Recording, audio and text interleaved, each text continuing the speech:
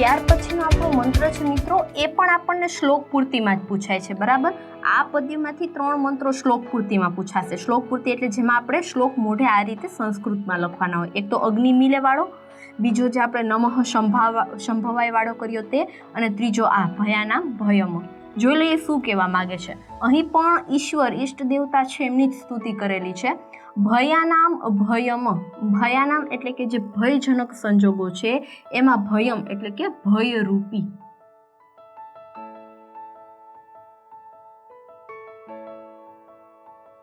ભયાનામ ભયમ, ભયજનક સંજોગોમાં ભયરૂપી। ત્યાર પછી છે ભીષણાનામ, ભીષણાનામ એટલે પણ એ જ થશે ભયાનક સંજોગોમાં।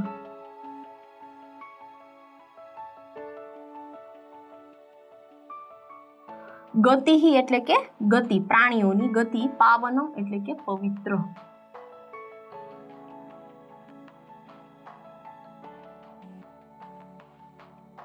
મહોચ્ચે પદાનામ, મહોચ્ચે છે એની સંધિ છૂટી પડશે મિત્રો। મહા અને ઉચ્ચ, મહા એટલે કે મોટું મહાન, અને ઉચ્ચ એટલે કે ઊંચું પદ, મહાન અને ઊંચું। પદાનામ એટલે કે એવું પદ। નિયંત્રુ નિયંત્રણ કરનારા।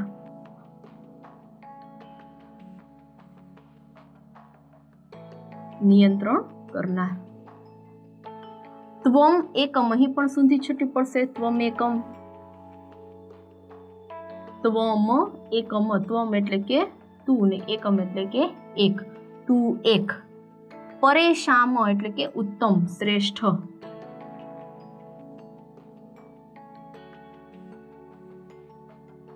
રક્ષક એટલે કે રક્ષક।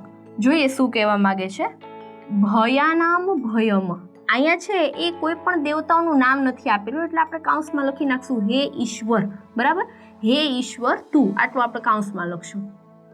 ભયાનક પરિસ્થિતિઓમાં, ભયજનક પરિસ્થિતિઓમાં ભયરૂપ છે। ભીષણાનામ ભીષણમ, ભયાનક સંજોગોમાં ભયાનક છે। ગતિહિ પ્રાણીનામ, તમામ પ્રાણીઓની ગતિ। ત્વમ એકમ, એકમાત્ર તું છે। પાવનમ પાવનાનામ, પાવનમ એટલે કે પવિત્ર, પવિત્ર વસ્તુઓમાં તું પવિત્ર છે। મહોચ્ચે પદાનામ નિયંત્રુ, જે મહાન અને ઊંચા પદ પર છે તેને નિયંત્રણ કરનારો તું જ છે। પરેશામ પર, પરેશામ એટલે કે ઉત્તમ, ઉત્તમ શ્રેષ્ઠ વસ્તુઓમાં શ્રેષ્ઠ તું છે। રક્ષકમ રક્ષકાનામ, રક્ષકોમાં તું રક્ષક છે। એટલે ઈશ્વરને કીધું છે કે ગમે એવી પરિસ્થિતિ હોય, જો ભયજનક કોઈ પરિસ્થિતિ હોય તો એમાં તું ભય બની જાય છે મારા માટે। એટલે જ્યાં હું ડરું છું ત્યાં તું હોવા છતાં પણ હું ડરું છું, એટલે કે ત્યાં તું મારા માટે ભય બની જાય છે।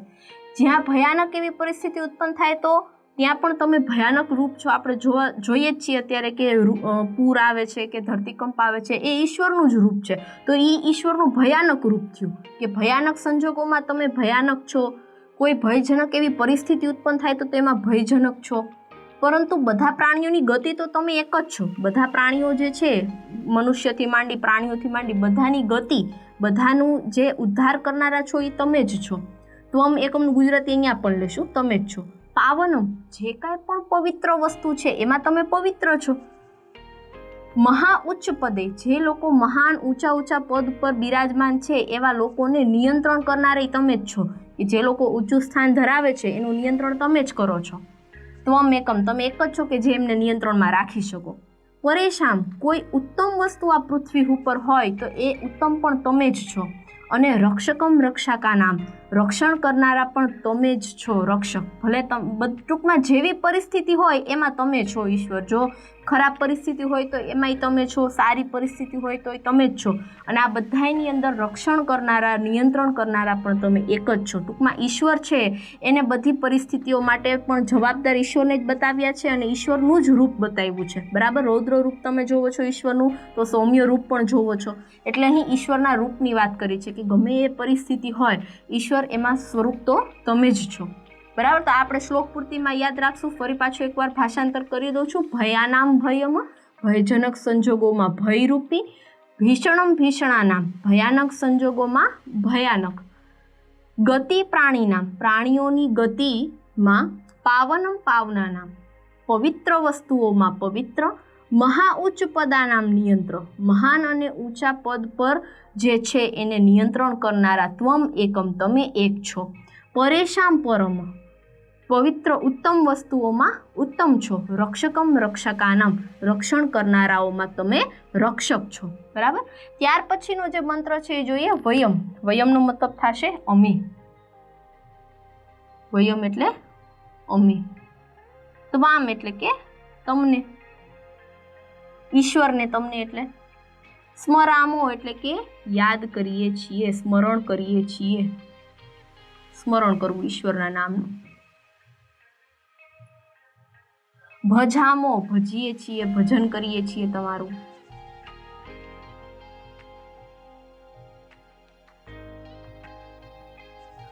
જગત સાક્ષી રૂમ એટલે કે જગતના સાક્ષી એવા. નમામહ, પ્રણામ કરીએ છીએ. શબ્દાર્થ તમે જોતા જજો મિત્રો, એટલે અનુવાદ કરવામાં વાંધો ના આવે. સદ એકમ, સંધિ છૂટી પડશે. સદ એકમ, સદ એકમ, તે એક. નિધાનમ, નિધાનમ એટલે ખજાનો, સત્યરૂપી ખજાનો. ખજાનો તો ખરા, પણ કેવો? સત્યરૂપી.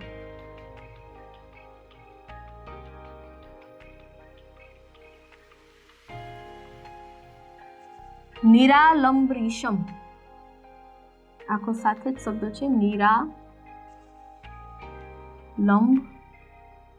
અહીંથી તમે છૂટું પાડી શકો. ઈશમ, હું અહીં છૂટું પાડીને જ લખું છું. નિરાલંબ ઈશમ એટલે કે ઈશ્વર જે છે એ કેવા છે? ઈશમ એટલે ઈશ્વર. નિરાલંબ એટલે કે આધાર વિહોણા.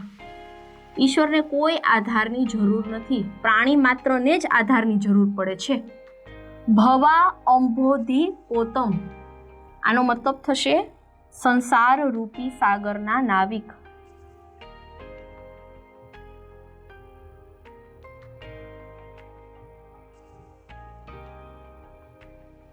નાવને ચલાવનાર એ આપણે આપણી રીતે એડ કરી દેશું. શરણ્યમ એટલે કે શરણે થઈએ છીએ. વ્રજામ એટલે કે તમારી ઉપાસના કરીએ છીએ.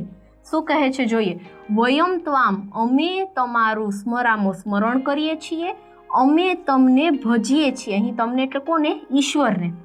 વયમ ત્વામ જગત સાક્ષી રૂપ નમામ, અમે તમને જગતના સાક્ષી રૂપ માનીને પ્રણામ કરીએ છીએ, નમન કરીએ છીએ. સદ એકમ નિધાનિમ નિરાલંબ ઈશમ, હે ઈશ્વર, તું જ એકમાત્ર સત્યનો ખજાનો છે. તું આધાર વિહોણો છે, તારે કોઈ આધારની જરૂર નથી, પરંતુ તું અમારો આધાર છે. ઈશ્વરને કોઈના આધારની જરૂર નથી. બરાબર. એટલે તું કેવો છે? આધાર વિહોણો છે. સંસાર રૂપી સાગરની નાવને તું હંકાવીશ, એટલે કે મારો જે આ સંસાર છે, જે દરિયારૂપી છે, ખૂબ ઊંડો અને વિશાળ છે, એને તું જ ચલાવીશ તો જ ચાલશે. શરણ્યમ વ્રજામ, એટલા માટે હું તારા શરણે થાવ છું, તને સમર્પિત થાવ છું. અહીં ઈશ્વરને સમર્પિત થવાની ભાવના છે કે હું તારું સ્મરણ કરું, તનું ભજન કરું, તને હું સાક્ષી માનું છું આ જગતનો. તું જ એક એવો છે કે જેને કોઈના આધારની જરૂર નથી. તું તો આધાર વિહોણો છે અને મારા સંસાર રૂપી સાગરની આ નાવને તું જ હંકારીશ. એટલે હું શરણ્યમ, તારા શરણે થાવ છું, તને પ્રાપ્ત થાવ છું, તને સમર્પિત થાવ છું. તો અહીં છે એ ઈશ્વરને પોતાનો આધાર માનીને કે સમગ્ર અસ્તિત્વ ઈશ્વર ઉપર ટકેલું છે એવું અહીં આપણને કહેવા માંગે છે.